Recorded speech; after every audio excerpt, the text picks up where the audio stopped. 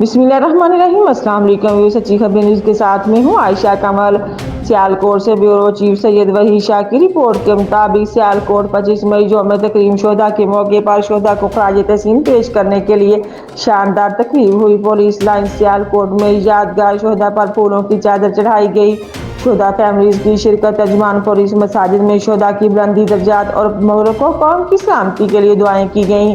कुरान ख़वानी की गई। तर्जुमान पुलिस फौज के आला अफसरान की शोधा पुलिस पाक अफवाज के घरों में आम शोधा की कुर्बानियों को खराज तहसीन पेश किया गया।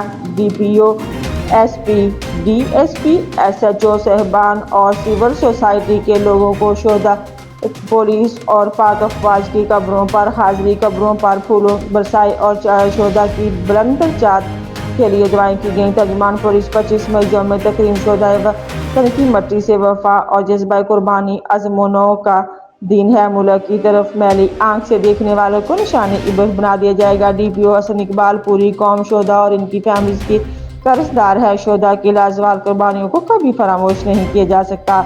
DPO हसन इकबाल अमन व अमान के क़याम और शहरियों की हिफाजत को यकीनी बनाने के लिए अपने शोधा की रिवायत को बरकरार रखते हुए पंजाब पुलिस का हर अफसर और जवान जान तक कुर्बान करने के लिए तैयार है।